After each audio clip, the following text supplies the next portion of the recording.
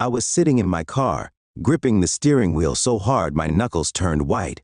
The engine was off, but my head was spinning like I'd been driving for hours. The phone in my lap felt like it weighed a ton. And the image on the screen, the one I couldn't tear my eyes away from, was burning a hole in my mind. It was a photo of my wife, Sandy.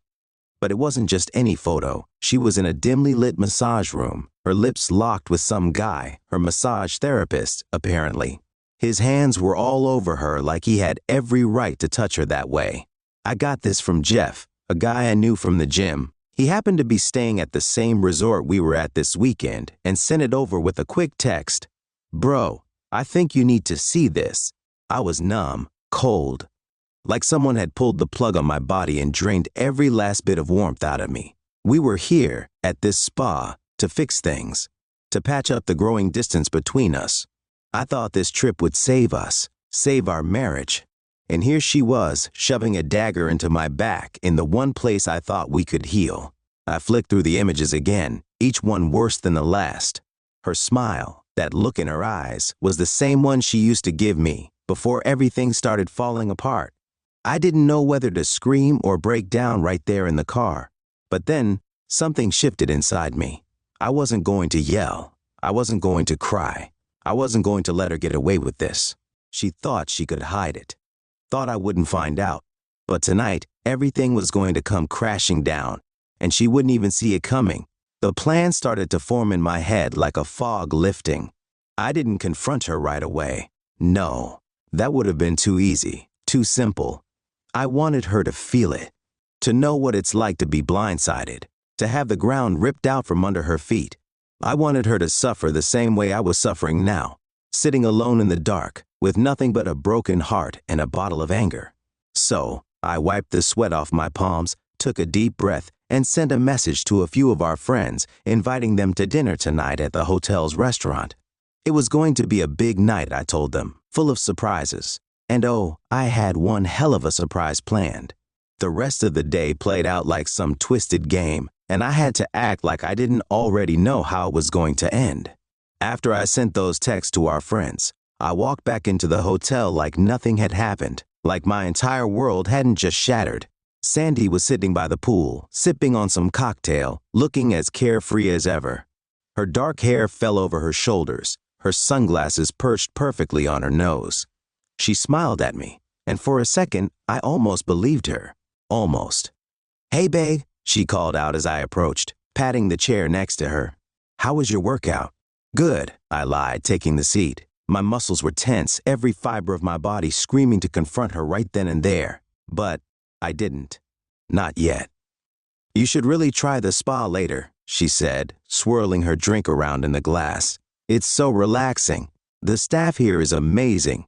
I bet they are, I thought bitterly, picturing the massage therapist from the photo. But I kept my mouth shut, forcing a smile instead. Maybe I will. For the next few hours, I played the part of the doting husband. We took a walk along the beach, had lunch at one of those overpriced resort cafes, and even talked about some nonsense. What we do for our next vacation, how great this place was. It was surreal. Every word that came out of her mouth was laced with betrayal. But I acted like nothing was wrong. I had to. I wanted her to feel safe, to think she'd gotten away with it. As the sun began to set, I made sure we both got back to our room to freshen up before dinner. I told her I had planned a special evening, that I'd invited a few friends to join us. She seemed surprised but pleased. "Wow, look at you being all spontaneous," she teased, pulling me into a kiss before heading to the shower.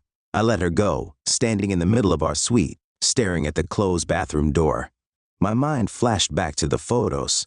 Her lips were on his, the way she looked at him, the way she used to look at me. My stomach twisted with disgust. How could she stand here, pretending like nothing had happened? How could she still touch me, kiss me, after being with him? But tonight, everything would change. While she was in the shower, I pulled out my phone and checked the restaurant arrangements. Everything was set. I'd spoken with the maitre d' earlier, and he was more than happy to help make the evening special. I didn't go into details, of course, but I made sure everything was perfect. This wasn't just about exposing her infidelity. It was about showing her that I knew everything, down to the smallest detail. When Sandy emerged from the bathroom, wrapped in a towel, her eyes lit up as she saw me laying out her favorite dress on the bed.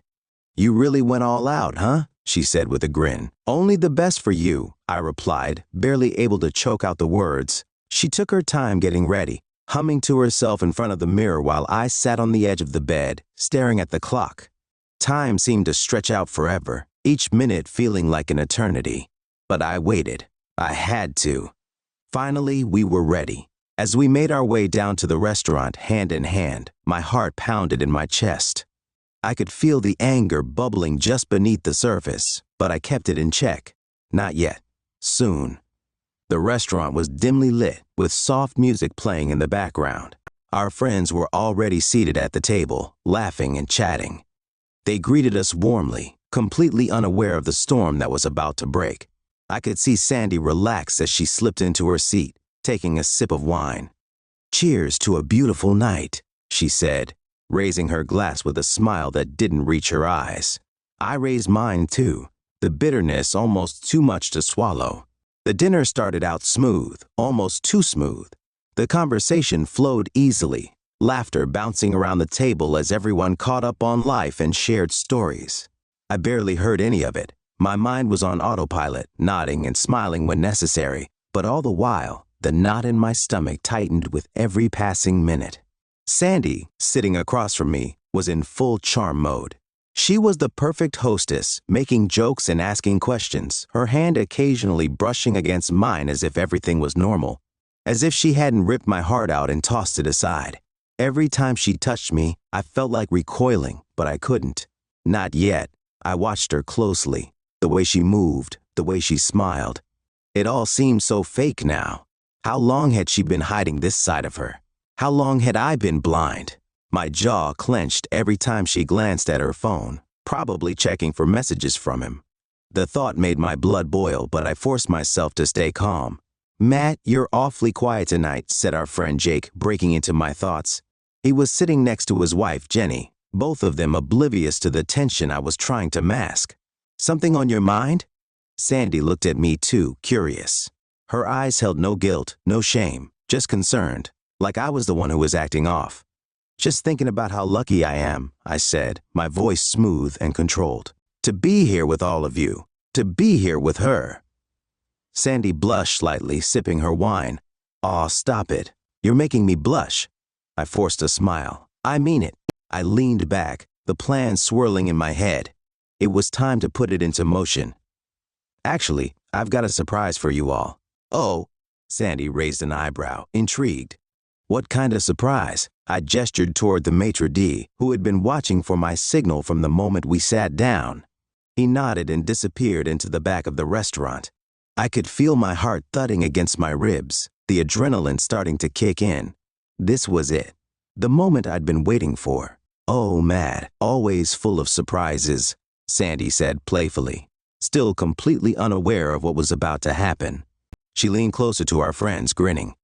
"I swear, he's been acting all mysterious since this morning." Jenny smiled at me. "Well, we can't wait to see what you've got planned." "You won't have to wait long," I said, the words heavy with a hidden meaning. A moment later, the maitre d' returned, wheeling in a small cart with a projector and a screen. The laughter at the table died down as everyone's attention shifted to the setup. There was confusion and curiosity, but no one spoke. Sandy glanced at me, her smile faltering slightly. "What's this?" she asked, her voice unsure for the first time that night. I stood up slowly, adjusting my suit jacket, feeling the weight of the moment pressing down on me. "I wanted to share something special with all of you tonight, something that's been on my mind for a while." Sandy's eyes darted between me and the projector, her smile completely gone now. "Matt, what's going on?" The room seemed to hold its breath as the lights dimmed slightly. I glanced at our friends, Jake, Jenny, and the others, unsuspecting, waiting for what they thought would be some cute slideshow or a funny video. But I wasn't about to give them that. What I was about to give them was the truth. I turned to the maitre d'. "Go ahead." The projector flickered to life, casting the first image onto the screen. It was a grainy, dimly lit photo, a woman and a man locked in an intimate embrace, lips pressed together. For a split second there was confusion, and then, like a shockwave, recognition hit. The woman in the photo was unmistakable. It was Sandy. The air was sucked out of the room. Our friends stared at the screen, eyes wide, mouths slightly open, trying to process what they were seeing. The man in the photo? Her massage therapist from the spa. The images shifted, showing different angles. Her hands on his chest, his arms wrapped around her. Their bodies pressed together in a way that couldn't be misinterpreted. Sandy's face went pale. She opened her mouth to speak, but no words came out. She looked at me, eyes wide with shock, then back at the screen as if maybe, just maybe, it wasn't real. But it was. Every inch of it. Matt, she finally managed to whisper, her voice trembling. Don't, I said sharply, cutting her off. Don't even try to explain. I looked around the table, at the stunned faces of our friends, then back at Sandy, who looked like she'd just been hit by a freight train. Her perfect little world was crumbling right in front of her, and there was nothing she could do to stop it. This, I said, gesturing to the images on the screen, this is what my wife has been doing while we've been here. While I've been trying to fix our marriage, this is how she's been spending her time. The silence was suffocating. No one knew what to say. Jenny's hand flew to her mouth in shock, while Jake stared at Sandy like she was a stranger. I didn't want to believe it, I continued, my voice cold and steady. But here it is, the proof. Sandy shook her head, her eyes filling with tears. Matt, please, I can explain. Explain what? I snapped, my anger finally breaking through the surface. Explain how you've been sneaking around behind my back. Explain how you've been lying to me, to all of us. She broke down, tears streaming down her face, but I felt nothing. No pity, no sympathy. Just a cold, hard satisfaction that she was finally facing the consequences of her actions. I turned to our friends who were still sitting in stunned silence. I'm sorry you all had to see this, but I couldn't let this lie keep going. Then, without another word, I walked away from the table, leaving Sandy to deal with the wreckage she created. I walked out of the restaurant without looking back. The cool night air hit me like a slap in the face, but I welcomed it. Anything to shake off the suffocating feeling of being in that room. Behind me, I could still hear Sandy's broken voice, calling after me, but her words were nothing more than muffled sounds now, lost in the blur of my anger. I had finally done it. I had exposed her for what she was. There was no going back, no fixing this. The moment I stepped out of that restaurant, I knew the person I used to be, the person I was before all this, was gone. As I made my way across the hotel grounds, I felt an odd sense of calm settle over me. It was over. No more pretending, no more secrets, no more lies. For the first time in what felt like forever, I didn't have to act like everything was fine. I didn't have to wear the mask of the loving, oblivious husband, and it felt good. It felt right. I reached the parking lot and leaned against my car, staring up at the night sky. It was so quiet out here, so different from the chaos I had just unleashed back in the restaurant. I wondered what was happening in there now, whether Sandy was still trying to explain herself, whether our friends were comforting her, or if they had finally seen her for who she really was. It didn't matter. Nothing she said or did could change what had happened. The truth was out, and I didn't need to hear any more of her excuses. I took out my phone, ignoring the string of missed calls and texts from Sandy. Instead, I texted Jake. I'm heading out. Let me know when you guys are back at the hotel, and we'll talk. He had been my best friend for years. I trusted him more than anyone, and I knew I'd need to talk this through with someone once the dust settled. But not now. Not tonight. I slid my phone back into my pocket and started the engine, letting it idle for a moment. I wasn't sure where I was going, but I knew I couldn't stay here. This place, this damn spa resort, was tainted now. Every inch of it reminded me of what had happened, of her betrayal, of everything we had lost. I needed to clear my head, to get away from it all. As I pulled out of the lot, my mind wandered back to the last few months. How had I missed the signs? How had I let things get so bad without noticing? Sure, we had drifted apart, like most couples do after a few years, but I never thought it would lead to this. I never thought she would be capable of it. I thought back to the night she came home late, claiming she was working overtime, or the time she'd spent more weekends at the spa saying she needed me time to recharge. It all made sense now, the pieces falling into place. She had been slipping away from me for months, maybe even longer, and I had been too blind, too trusting to see it. I kept driving, the miles slipping by in a blur. I didn't know how long I had been on the road when my phone buzzed again. I glanced down and saw another message from Sandy. "Matt, please, we need to talk. I'm so sorry." Sorry. The word bounced around in my head, hollow and meaningless. What was she sorry for exactly? Sorry for cheating. Sorry for getting caught. Sorry for ruining our lives. Did it even matter anymore? I pulled over to the side of the road, my headlights cutting through the dark. I sat there for a long moment, staring at her message. Part of me wanted to respond, to let her explain, to demand answers. But another part of me, the stronger part, knew that no explanation would ever be enough. There was no justification for what she'd done. My mind flashed back to her face when the photos had appeared on the screen, that split second when her world came crashing down. I'd seen the realization hit her like a freight train, the shock, the guilt, the desperation. It was exactly what I had wanted. I had wanted her to feel the way I had felt when I first saw those photos, betrayed, blindsided, helpless. But now, sitting here on this empty road, with nothing but my thoughts and the hum of the engine, I wasn't sure if I felt any better. Exposing her had given me a moment of satisfaction, but now it just felt empty. I gripped the steering wheel, leaning my forehead against it, trying to push the thoughts away. I knew this wasn't something I could run from. No matter how far I drove, no matter how many miles I put between myself and that hotel, I would still have to face what came next. Divorce, lawyers, splitting our lives down the middle. It was all so inevitable now, so painfully real. But what hurt the most wasn't the practical stuff. It was the loss of something deeper, something I hadn't fully understood until now. Trust. The kind of trust that binds two people together. The kind of trust that, once broken, can never truly be repaired.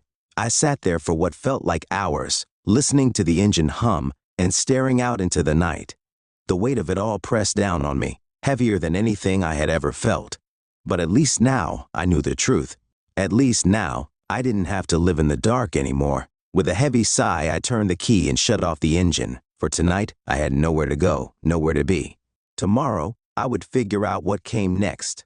Tomorrow, I will start picking up the pieces of my life. But tonight, I just needed to breathe. I woke up to the harsh glare of sunlight streaming through the windshield. My neck was stiff from sleeping in the car, and for a moment, I forgot where I was. Then, like a wave crashing over me, the memories of last night hit me all over again. The dinner, the photos, Sandy's face when she realized she'd been caught. I sat up slowly, rubbing my eyes, trying to shake off the exhaustion that clung to me. I had driven for hours last night, only to pull over in some random parking lot just outside the city. I had barely slept. Every time I closed my eyes, all I could see was Sandy's betrayal playing on an endless loop in my mind. The guilt, the lies, the photos. My phone buzzed in the passenger seat. I glanced at the screen, half expecting another message from Sandy, but it wasn't her this time. It was Jake. "Hey man, you okay? Call me when you get this." I let out a long breath. Jake had always been a good friend, and I knew he meant well, but I wasn't ready to talk yet, not to him, not to anyone. I needed space and time to figure out what the hell I was going to do next. I tossed the phone back onto the seat and leaned back against the headrest, staring out the window. The parking lot was empty, save for a couple of early morning joggers in the distance. It felt strange to be out here, disconnected from everything. Last night felt like a dream, no, a nightmare. But I was awake now, and the reality of it was sinking in. I couldn't avoid it forever. I had to go back and face whatever mess was waiting for me. But the thought of seeing Sandy again, of hearing her try to explain herself, made my stomach turn. What could she possibly say that would make any of this better? I shook my head, starting the car. There was no point in stalling. I needed to go back to the hotel, pack my things, and get out of there. I'd figure out the rest later, lawyers, paperwork, all the logistics of ending a marriage. But first I needed to leave. The drive back felt surreal. I kept replaying the events of last night in my head, trying to piece together how it had all gone so wrong. Sandy and I had been together for years. We'd had our ups and downs, sure, but I never thought it would come to this. How long had she been cheating? How long had she been lying to me? I pulled into the hotel parking lot, the sight of the building bringing back a rush of emotions I wasn't ready to deal with. I parked far from the entrance, not wanting to run into anyone I knew. I just needed to get in, grab my stuff, and get out. No more drama, no more scenes. As I walked into the lobby, I kept my head down, hoping to avoid any familiar faces. The restaurant from last night was still closed, the aftermath of what had happened there lingering in the air like a bad memory. I made my way to the elevator, praying I wouldn't bump into anyone. The doors slid open, and as luck would have it, there she was, Sandy. She was sitting in the hallway, just outside our room, her knees drawn up to her chest. Her face was pale, her eyes swollen from crying. When she saw me, she stood up, her lips trembling like she was about to say something, but the words seemed to stick in her throat. I froze for a second, staring at her, my gut twisted, the anger from last night still simmering just beneath the surface. Part of me wanted to yell, to scream at her for what she'd done. But another part of me just felt tired, exhausted really, like I didn't have the energy to be angry anymore. "Matt," she finally whispered, her voice cracking. "Can we please talk?" I glanced at the door to our room, then back at her. I didn't want to do this. Not here. Not now. "There's nothing to talk about, Sandy," I said, my voice flat. "It's over." She flinched at the finality of my words, her eyes welling up with fresh tears. "Please," she begged. "Just let me explain." I shook my head. "Explain what? That you've been cheating on me? That you've been lying to me for God knows how long? What could you possibly say that would make any of this better?" She wiped at her eyes, her hands shaking. "It wasn't supposed to happen like this. I didn't mean for any of this to happen. Didn't mean for it to happen?" I repeated, my voice rising despite myself. "You were sleeping with another man, Sandy. You were lying to me, to our friends. How the hell was it not supposed to happen?" She opened her mouth, but no words came out. I could see the guilt etched on her face, but it wasn't enough. Nothing she said or did could undo what had already been done. I stepped past her, heading for the door. "I'm done, Sandy. I'll be out of here in a few minutes. After that, we're finished. Matt, please." Her voice was so small now, so desperate, but I didn't stop. I couldn't. I unlocked the door, stepping into a room that no longer felt like mine. Everything in here, the bed, the clothes, the photos on the nightstand felt tainted now. I grabbed my bag and started throwing my things into it, not caring about the mess. I just needed to get out. Behind me, I heard the door open. Sandy stood in the doorway, watching me with tear-filled eyes.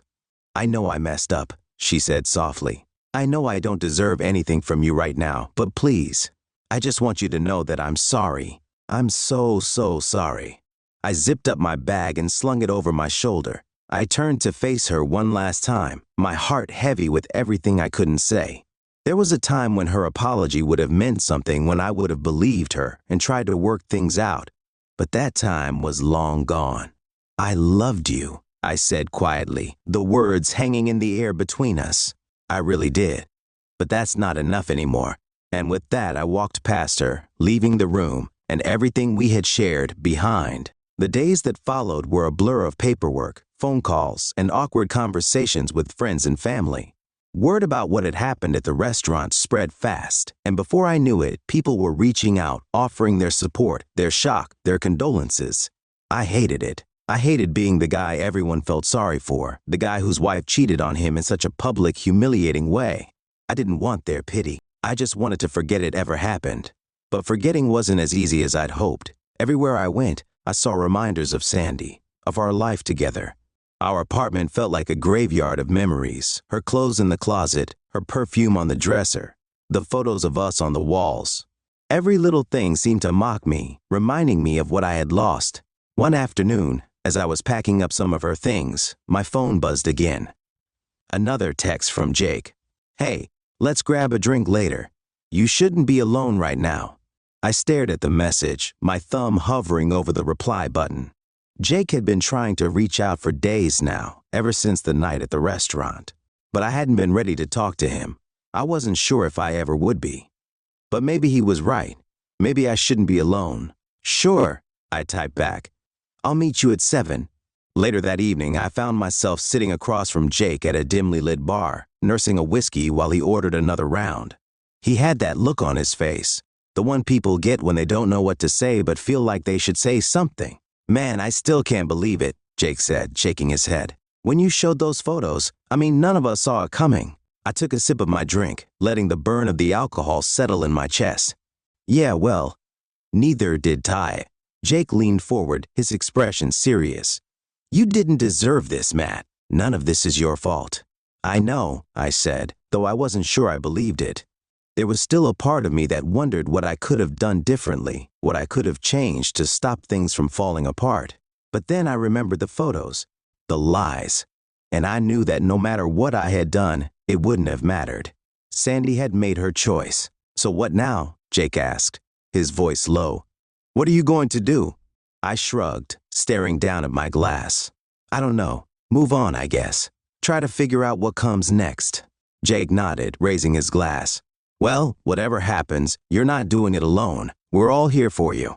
I clinked my glass against his, the weight of his words settling over me. I wasn't sure what the future held, but for the first time in days, I felt like maybe, just maybe, I could find a way forward. Maybe I could heal. It had been a few weeks since that night at the spa. The initial shock of Sandy's betrayal had dulled into a kind of numbness. I wasn't sure if that was a good thing. The anger had given me something to hold on to, something to fuel me through those first few days. But now, I just felt empty. I moved into a small apartment on the other side of town. It was modest, nothing like the place Sandy and I had shared, but it was mine. It was a fresh start, or at least it was supposed to be. The walls were bare, the furniture minimal. I hadn't bothered unpacking much, just the essentials. The rest of my stuff still sat in boxes, like I couldn't bring myself to fully commit to this new life yet. I spent most of my days going through the motions, work, eat, sleep, repeat. My coworkers were polite, but I could tell they knew something was up. People always do. I didn't tell them much. The last thing I needed was more questions and more sympathy. Jake had come over a couple of times to check on me. He'd bring a six-pack or order some takeout, and we'd sit on the couch watching the game, neither of us saying much. He wasn't the type to push me to talk about my feelings, and for that, I was grateful. But even with Jake around, the silence in my apartment felt heavier each day, like a weight pressing down on my chest. One Friday night, I found myself standing in the middle of the living room, staring at the stack of boxes in the corner. I hadn't touched them since I moved in, and now they just sat there, mocking me. Inside those boxes were pieces of my old life, photos, mementos, little reminders of what I thought my future would look like. I knew what I needed to do. I couldn't keep carrying this baggage around with me. If I was going to move on, really move on, I needed to let go of the past. It wasn't easy, though. Letting go felt like admitting defeat, like accepting that everything Sandy and I had built together was meaningless. But it wasn't meaningless. It couldn't have been. I walked over to the first box and opened it. The smell of cardboard and dust hit me as I pulled out the first item, a framed photo of our wedding day. Sandy looked so happy in the picture, her smile wide and bright like nothing in the world could touch us. I had believed in that smile. I had believed in us. I set the photo down and dug through the rest of the box. More photos, old concert tickets, a souvenir from a trip we took to New Orleans.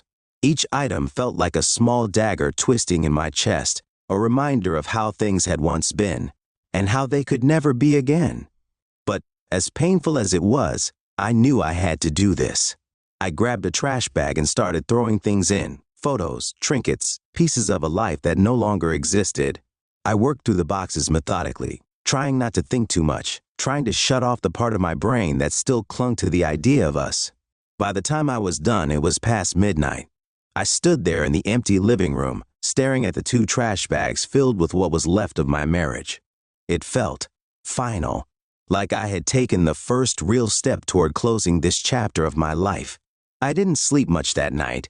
I tossed and turned, my mind still replaying scenes from the past, moments of happiness, moments of love, and the inevitable descent into betrayal. But something was different this time. The hurt was still there, but it wasn't as sharp, wasn't as suffocating. Maybe, just maybe, I was starting to heal. The next morning, I woke up feeling a little lighter. It wasn't much, but it was enough to get me through the day. I went for a run, something I hadn't done in weeks. The crisp morning air filled my lungs, and for the first time in a long while, I felt like I could breathe again. I wasn't running from anything anymore. I was running towards something, whatever that might be. But later that afternoon, as I was sitting at my kitchen table scrolling through my phone, the peace I had started to feel shattered. Sandy had texted me. It was the first time she'd reached out in weeks. I had told her not to contact me, that we were done, but I guess she couldn't help herself. "Can we talk? Please, I need to see you." My stomach twisted as I stared at the message. What did she want now? What more was there to say? We had nothing left to discuss. The divorce papers were in the process of being finalized. We were over. But something in her tone, something about the way she said she needed to see me, gave me pause. Against my better judgment, I typed a quick reply. "Fine. Meet me at the coffee shop on the 5th, 1 hour." I regretted it almost immediately, but it was too late now. I had opened the door, and I knew Sandy well enough to know she wouldn't let it go until she got what she wanted. An hour later, I was sitting in the corner of the coffee shop, sipping on a black coffee and staring at the door. I was nervous, more than I wanted to admit. Part of me didn't even want to see her, didn't want to give her the satisfaction of a conversation. But another part of me, some deep, masochistic part, needed to hear what she had to say. When Sandy finally walked in, my chest tightened. She looked different, tired. Her eyes were red and puffy like she hadn't slept much since the last time I saw her. There was no makeup, no bright smile, just the raw, broken version of the woman I once loved. She spotted me and made her way over, sliding into the seat across from me without a word. For a moment, we just sat there, the silence between us heavy and suffocating. Finally, she spoke. "Matt, I'm sorry." I stared at her, waiting for more. The apology felt hollow, like she had said it so many times now that it had lost all meaning. "I've said it before, and I'll keep saying it," she continued, her voice shaking. "I know I messed up. I know I hurt you, but I need you to understand. I never wanted to lose you. I didn't." "You didn't what, Sandy?" I cut her off, my voice low but sharp. "You didn't mean to cheat on me? Didn't mean to lie to my face for months? Don't give me that." She flinched, her hands trembling on the table. "I'm not excusing what I did. I made a mistake, a horrible mistake." I leaned back in my chair, staring at her, feeling a strange mix of anger and sadness swirling inside me. "A mistake? No, Sandy. Forgetting to turn off the stove is a mistake. Cheating is a choice. You made that choice, over and over again." Tears welled up in her eyes, but I didn't let up. I couldn't. "You had chances to stop, to come clean. But you didn't. You kept lying. And now, here we are." She opened her mouth to say something, but I wasn't interested in hearing more excuses. I stood up, grabbing my jacket off the back of the chair. "This conversation is pointless. You made your bed, Sandy. Now you get to lie in it." As I turned to leave, her voice stopped me. "Matt, please, I still love you." The words hit me like a punch to the gut, but I didn't turn around. I didn't respond. I just kept walking, pushing the door open and stepping into the cool autumn air. Love? She didn't know what love was. Maybe she had once, but not anymore. The Sandy I had loved was gone, and all that was left was the ghost of the woman I thought I knew. And I wasn't about to let her haunt me any longer. After that confrontation with Sandy at the coffee shop, I thought I'd feel closure. I thought hearing her say she still loved me would be the final blow, the thing that allowed me to walk away without looking back. But instead, it left me unsettled. That small part of me that had once believed in her, believed in us, was still fighting for a voice, and I hated that. Over the next few days, I kept replaying her words in my head. "I still love you." What did that even mean now? Love wasn't enough to fix this. Love didn't erase the lies, the cheating, the betrayal. And yet, a tiny sliver of me, God help me, wanted to believe her. To think that maybe, somehow, she could make this right. But I knew better. Deep down, I knew. One night, about a week after the coffee shop meeting, I was sitting on the couch, half watching some mindless TV show when my phone buzzed. I glanced at the screen, half expecting another message from Sandy, but this time it wasn't her. It was Jake. "You coming to the party this weekend?" he texted. I frowned at the message. Party? The last thing I wanted to do was go to a party. I hadn't even thought about being social, not since everything went down with Sandy. But Jake had been pushing me to get out more, to stop wallowing in my own misery, as he so bluntly put it. I stared at the message for a moment, my thumb hovering over the reply button. Going to a party meant being around people, making small talk, and pretending like my life wasn't falling apart. But at the same time, sitting here alone every night, drowning in my own thoughts, wasn't exactly doing me any favors. "Yeah, I'll go," I typed back before I could talk myself out of it. The party was at Jake's place, a small gathering of friends, just enough people to keep things lively but not overwhelming. When I arrived, I realized how long it had been since I'd seen some of these people. A few of them greeted me with awkward smiles, clearly aware of what had happened between Sandy and me but unsure how to bring it up. I appreciated that, honestly. The last thing I wanted was another round of sympathy. Jake was at the grill, flipping burgers and handing out beers. When he saw me, he waved me over. "Glad you could make it, man." I nodded, grabbing a beer from the cooler. "Yeah, figured it was time I stopped hiding out." "Good call," Jake said, clinking his bottle against mine. "You've been in your own head long enough. Time to get back out there." I smiled weakly and took a swig of my beer, scanning the backyard. There was a mix of familiar faces and a few I didn't recognize. I could see Jake's wife, Katie, chatting with some of the other women, and a group of guys huddled around the TV in the living room, watching a game. For the first time in a while, I felt a little bit normal. The laughter, the casual conversations, it reminded me that life went on, even after everything. And maybe I could start to find my place in it again. I was halfway through my beer when I felt a tap on my shoulder. I turned around to see a woman I didn't recognize standing there, a friendly smile on her face. "Hey," she said, holding out her hand. "I'm Rachel. You must be Matt, right?" I shook her hand, surprised by how direct she was. "Yeah, that's me. Nice to meet you." She took a seat next to me, sipping her drink. "I've heard a lot about you from Jake and Katie. You're the infamous husband who survived the incident." She said it with a wry smile, clearly trying to make light of it. I laughed, despite myself. "Is that what they're calling it now?" "Pretty much," Rachel said with a grin. "Don't worry, I'm not here to pry or anything. Just thought I'd introduce myself." We started talking, and for the first time in what felt like forever, I found myself actually enjoying the conversation. Rachel was funny, smart, and easy to talk to. There was no awkwardness, no tension, just two people sharing a drink at a party. She didn't ask about Sandy and didn't bring up the divorce. It was a welcome change.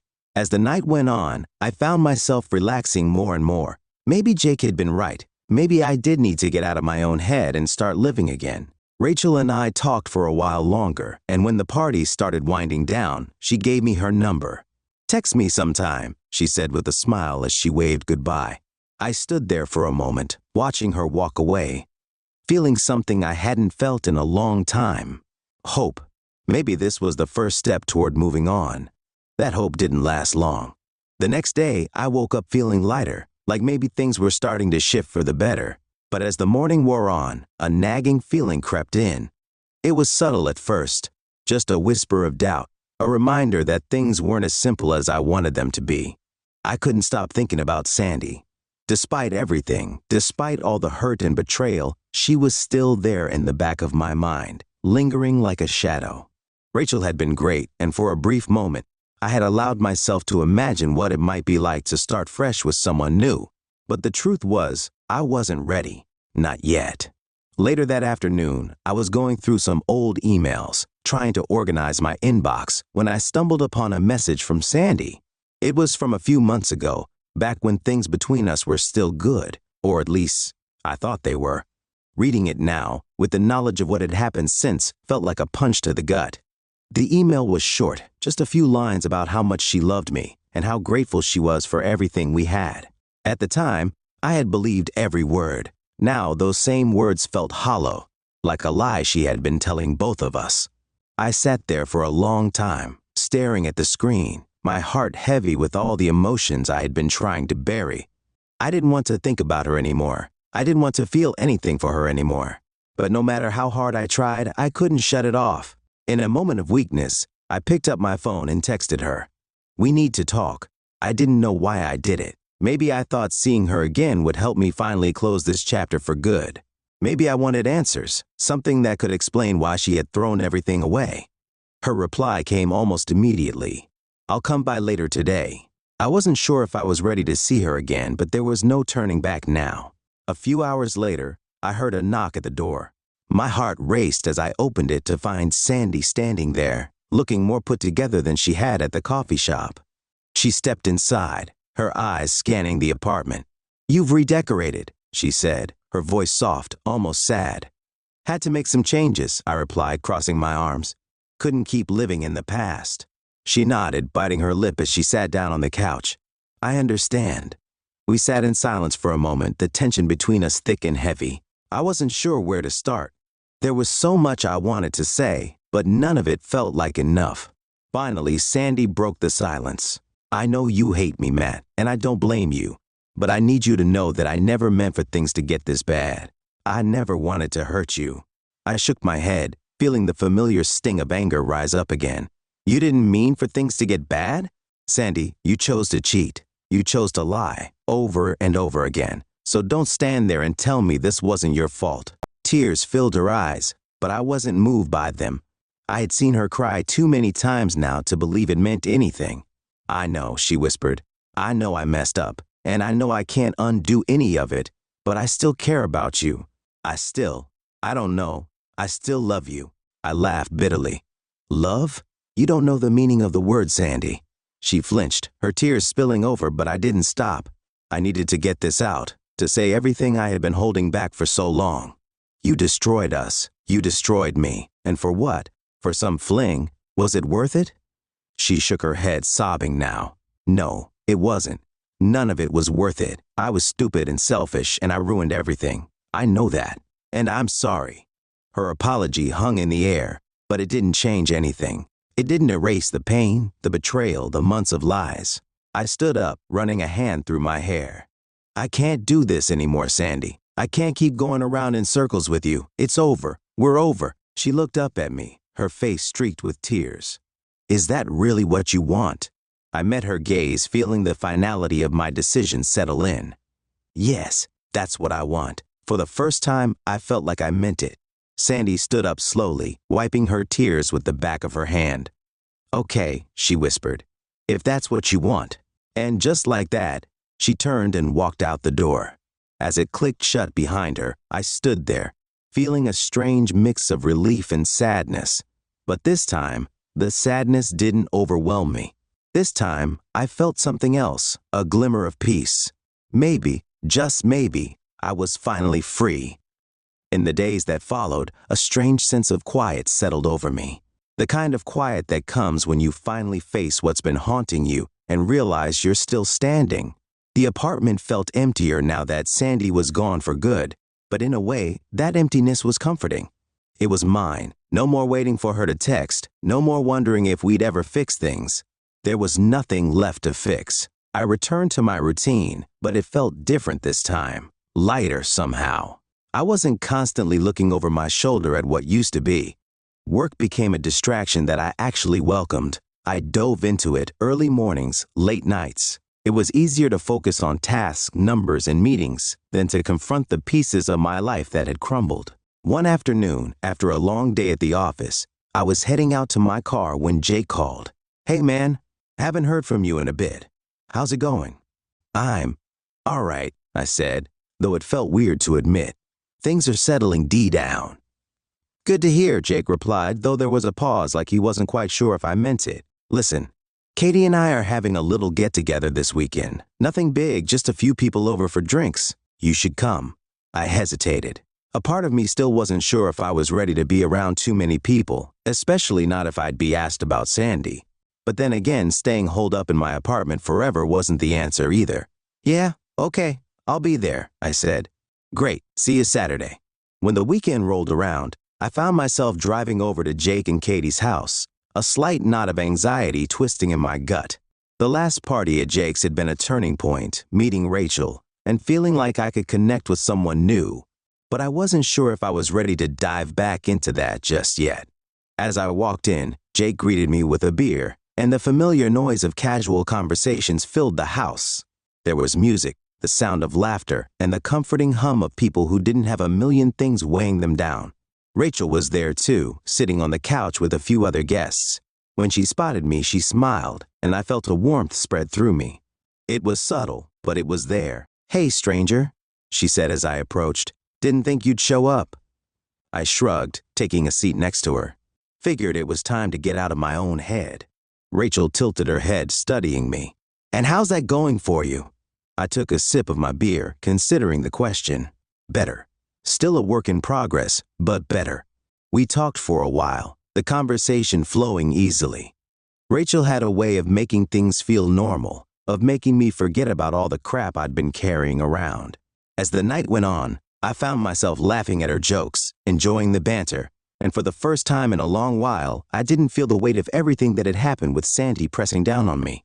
When the party started to wind down, Rachel and I ended up outside on the back porch, away from the noise.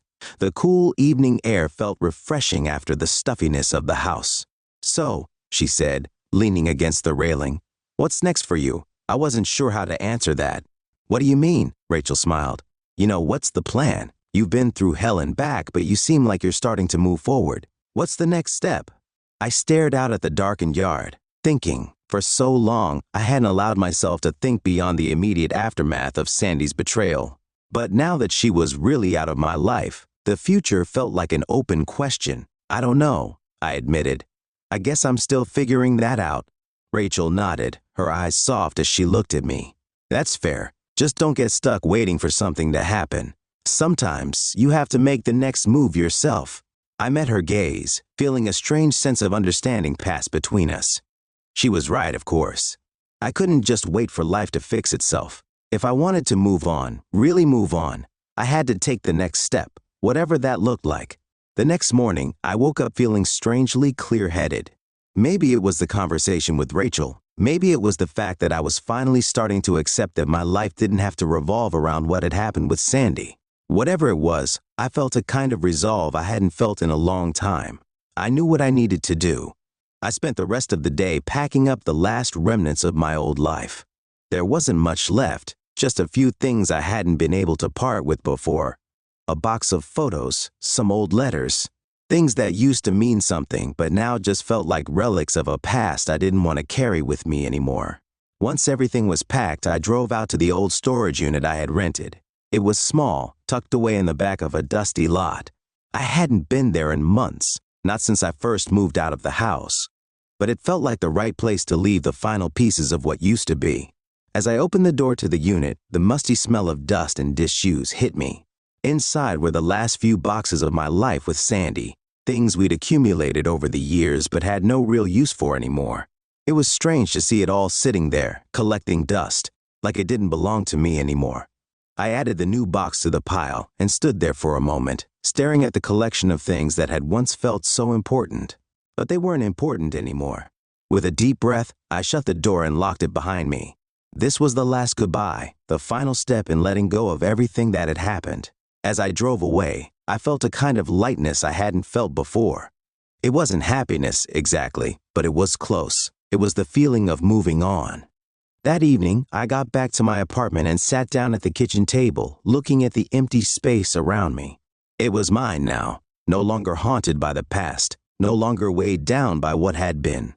I pulled out my phone and stared at Rachel's number for a long moment before typing a message.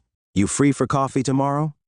Her reply came quickly. "Absolutely." For the first time in a long while, I smiled, really smiled. Maybe this was what it felt like to start again. When I met Rachel the next day for coffee, the sky was clear, and there was a crispness in the air that reminded me summer was almost over. I sat by the window, watching the world go by, trying to calm the nerves I hadn't expected to feel. This wasn't just any coffee meetup. This felt like the start of something. Maybe not with Rachel specifically, but something in me had shifted. When she walked in, I saw her scanning the room before her eyes landed on me, and she smiled. I stood up, waving her over. She wore a light jacket, her hair pulled back in a casual ponytail, and for a moment, it struck me how simple and comfortable it all felt. No pretense, no pressure. "Hey," she said as she slid into the chair opposite me. "Have you been waiting long?" "Not at all," I replied. "Just enjoying the view." She raised an eyebrow. "The view of the street?" I laughed. "I meant the people watching. Everyone's always in such a rush around here." "It's fascinating." Rachel smiled, stirring her coffee. You sound like someone who's learning to appreciate the small things. Maybe I am, I said, surprising myself with the realization. Over the past few weeks, I had started to notice things I hadn't before.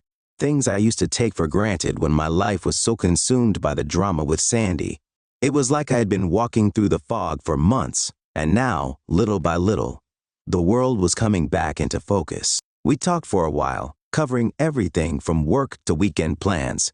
The conversation flowed easily, just like it had at the party.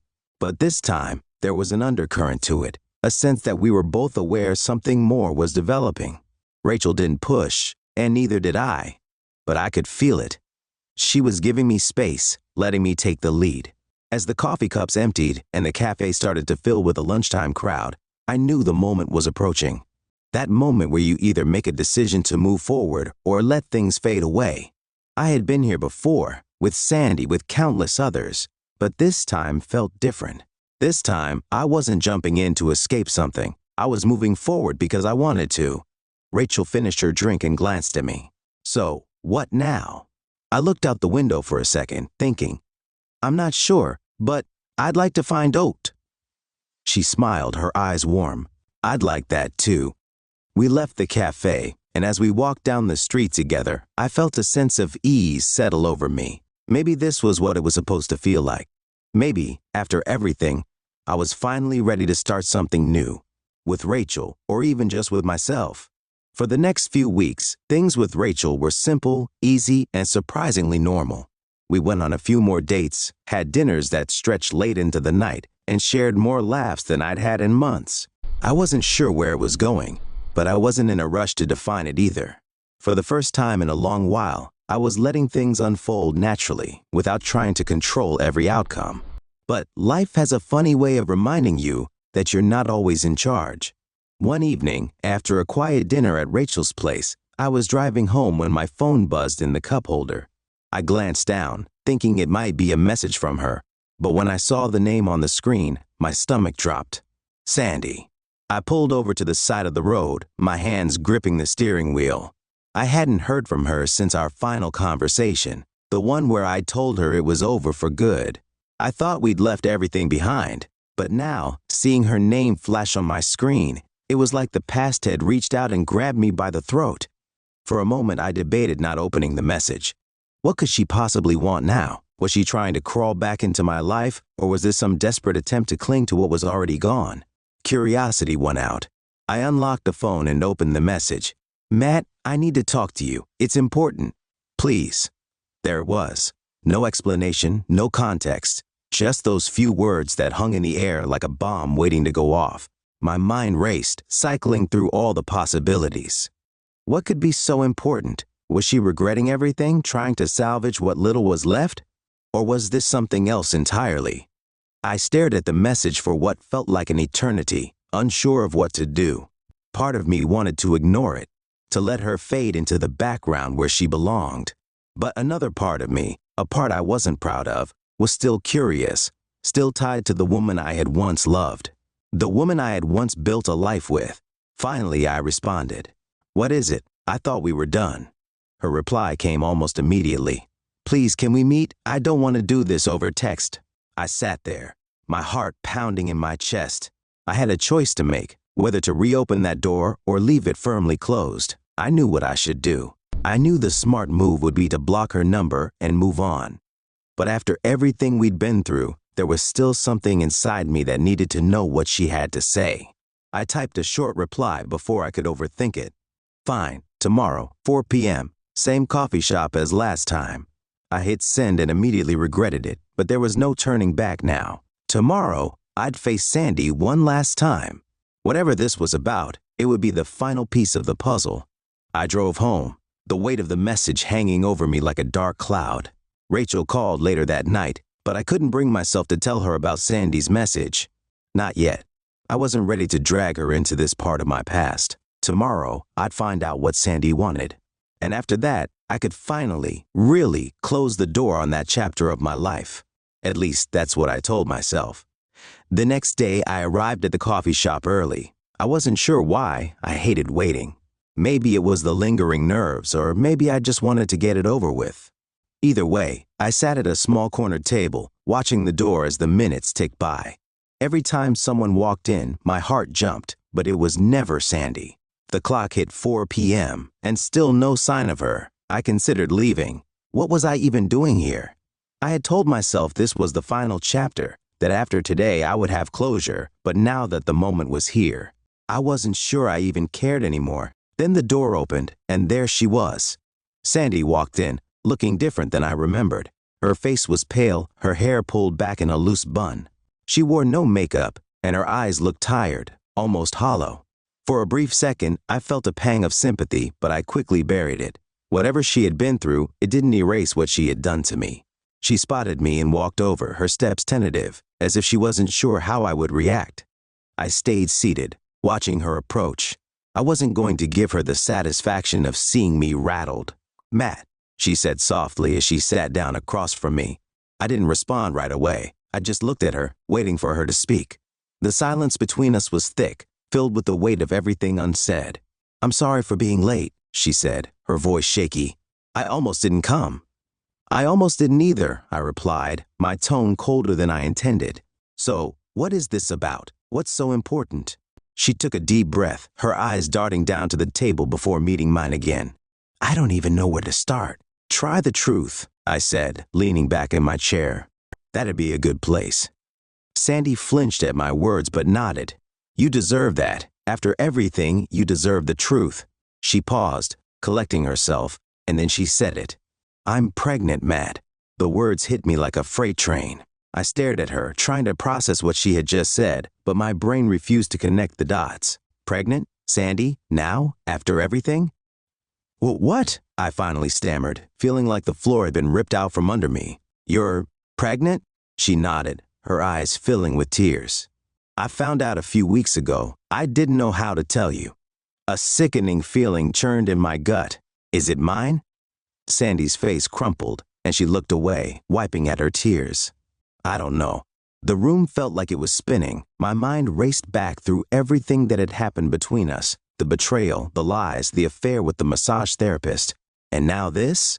I stood up abruptly, my chair scraping against the floor. I couldn't sit there anymore. I couldn't be near her. "You don't know?" I repeated, my voice rising. "How the hell can you not know?" Sandy sobbed, covering her face with her hands. "I'm sorry, Matt. I'm so sorry. I didn't mean for any of this to happen." I paced back and forth, trying to make sense of it. All the anger, all the resentment I had been holding on to, it all came crashing down in that moment. I had thought I was ready to move on, but this was a whole new level of betrayal. "So what now?" I demanded. "You want me to play along, pretend like none of this matters, like you didn't blow up our life?" She shook her head, her voice small and broken. "I don't expect anything from you. I thought you should know." I laughed bitterly. "That's rich. After everything you've done, now you decide to tell me the truth." I wanted to scream, to throw something, but instead, I just stood there, shaking with rage and disbelief.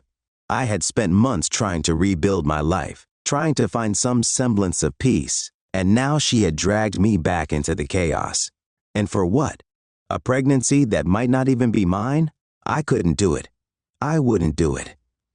"I'm done, Sandy," I said finally, my voice cold and final. "Whatever this is, whatever mess you've made, figure it out without me. I don't want to be a part of it." Sandy looked up at me, her face streaked with tears. "Please, Matt, I don't know what to DDO." "That's not my problem anymore," I said, turning away. "You made your choice, and now you have to live with it." Without another word, I walked out of the coffee shop, the door slamming shut behind me. The cool evening air hit my face, but it did nothing to calm the storm inside me. I had thought I was free of her, free of the past, but now it was back with a vengeance. As I drove home, my mind raced with 1,000 thoughts, but one thing was clear. I was done with Sandy, done with the lies, done with the pain. Whatever happened next, it wouldn't involve her. For the first time in months, I knew exactly what I had to do. I had to let her go, completely. And this time, there would be no turning back.